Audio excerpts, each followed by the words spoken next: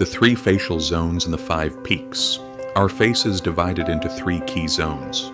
The top section from the eyebrows upward is called the upper zone. It includes the forehead and reflects one's early years, ancestry, and potential. The middle section from the eyebrows to the tip of the nose is known as the central zone. This is the heart of a person's life. It represents our prime years, our career, relationships, and how we move through the world.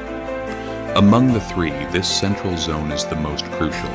It holds the essence of our journey in this lifetime. The lower section from the nose down to the chin is called the lower zone. It reveals one's later years, legacy, and stability. All three zones matter, but the central zone, your nose, cheeks, and midface, speaks most deeply to the quality of your actual lived experience. Now, let's take a closer look at the central zone, the heart of the face.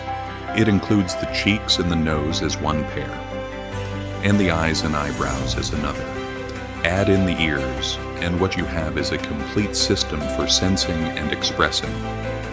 We listen, we observe, we feel, and we respond to life from here. The eyebrows reflect personality. The eyes show willpower and inner drive. The nose represents hidden ambition, our inner motivation that pushes us forward. The cheeks, on the other hand, reveal how that motivation expresses itself. When strong, prominent cheekbones appear, they often reflect desire, an active, outward-reaching energy tied to personal ambition. So within this one zone, just the middle of the face, you'll find character, determination, desire, and drive. Everything is there. And this zone corresponds to your youth and middle age, the prime years when your choices shape your path. What's in your central zone often reflects how you'll live through that defining chapter of life. The upper zone, as we said, reflects your early years, your youth. The forehead holds the brain, so it represents intellect and mental potential. The nose, on the other hand, is all about personal effort, your drive to succeed. It reflects willpower, ambition, and in traditional readings, it also symbolizes your spouse, especially for women. Back then, a woman's career was often seen as finding a good husband, so the nose was read as both career and marriage. For a man, it showed his path in life. For a woman, it was said to reveal the quality of her future husband. But times have changed. Women today are rising, leading, building their own success stories. They've reclaimed March 8th and beyond. So now, when we read a woman's nose, the question becomes, is it aligned with building a home or building a business? If the nose reflects strength, focus, and ambition, it points toward career. If it carries warmth, gentleness, and nurturing, it leans more toward love and family. Either way, the meaning isn't fixed. It flows with the life you choose to create.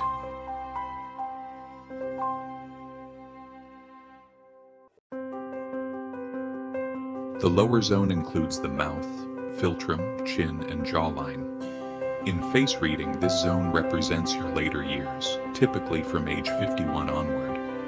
There are two ways to interpret the lower zone. The first is based on appearance.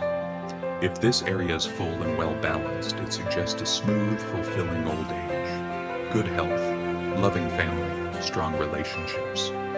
If it looks weak or imbalanced, it may point to loneliness or hardship in later life. That's one way to read it. The second is the lens of karma, cause and effect. Your central zone reflects nearly 30 years of effort, your youth and middle age. If that effort is grounded in ethics and wisdom, then the outcome, your later years, will naturally be positive regardless of what your lower zone looks like.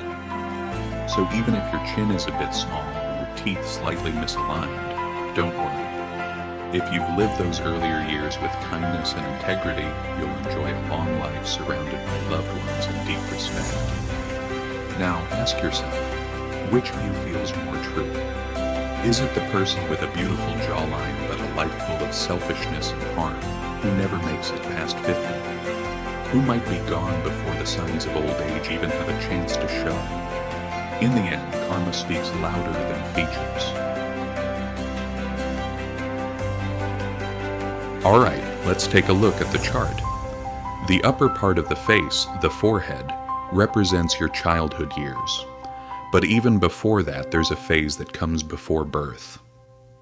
In Eastern spiritual philosophy, this is called the pre-birth stage, where the energy of your past life draws you toward your future parents.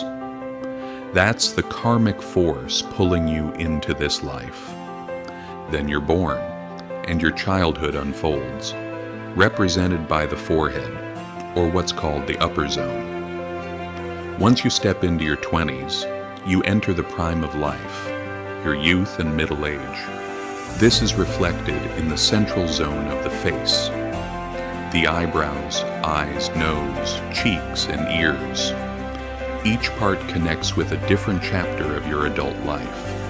The eyebrows correspond to ages 31 to 34, the eyes from 35 to 40, and the nose and cheeks cover the period from 41 to 45, 50. After that comes the later years, your elder stage, shown in the lower part of the face, the mouth, chin, jawline. That phase spans roughly from age 51 to 75. Now remember, these numbers aren't set in stone. They're flexible guidelines, not exact formulas. Everyone's journey flows a little differently, and that's the beauty of it. So, how do we shape our appearance, our destiny, during childhood and youth? From the time we're just a few years old until our early 20s, even up to our late 20s or 30, how do we change our face? In truth, this stage is all about shaping the inner self through education and the first steps into adult life. And here's where the environment becomes everything. Parents must lead by example, so must teachers. The neighborhood, the community, it all matters. These surroundings shape the direction of our early life, whether it leans toward light or darkness. A child can be born with a harmonious, beautiful face, but if they grow up in a toxic environment because the parents didn't know better, that beauty may be lost. Imagine growing up in a neighborhood filled with drugs, violence, and despair. By the time that child turns 15, they could already be addicted. Their path, set not by fate, but by environment. That's why childhood is so deeply influenced by where and with whom we grow.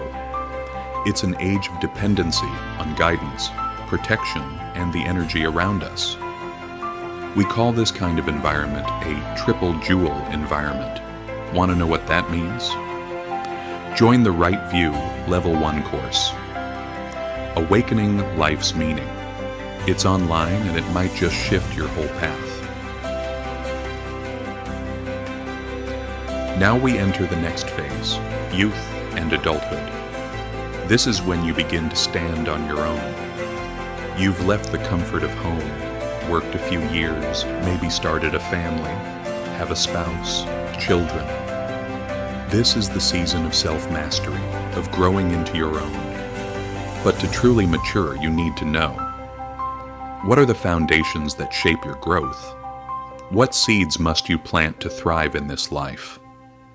It all begins with cultivating 3 inner roots: ethics, wisdom, and willpower.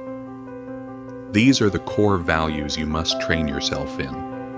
When you actively nurture these 3, the central zone of your life, the years of your peak, will flourish. That's where success and happiness naturally flow from. But if you misalign these roots, developing one but ignoring the others, you may still succeed, but you won't find peace. True happiness only comes when all 3 roots grow together. So if you want both success and fulfillment, don't skip this step. And if you're curious about what these 3 roots really mean, join the Right View Level 1 course. That's where the journey begins. Now let's talk about the final stage, old age, the later years. There are 2 paths one might walk. The first is living off your children's blessings. If you've lived a good life, your children will care for you out of love and gratitude. But if you've created harm, especially by failing to raise them well, then even in old age you may find yourself cast aside. Some are politely asked to leave, others are pushed out as soon as the inheritance is secured. That's not misfortune. It's the karma of how you lived, how you taught or didn't teach your children. Then there's the second path, living in peace no matter what. Whether you have children or not, whether you live with family or alone, you feel free, calm, and content. This kind of old age is rare. It doesn't happen by chance. To reach that kind of freedom, you must have cultivated the three roots: ethics, wisdom, and willpower deeply during your adult years, especially through practices like meditation. The more you practice, the more that calm, steady joy begins to take root. So which future would you choose? Relying on your children or living in peace with or without them? That choice is yours. It starts now.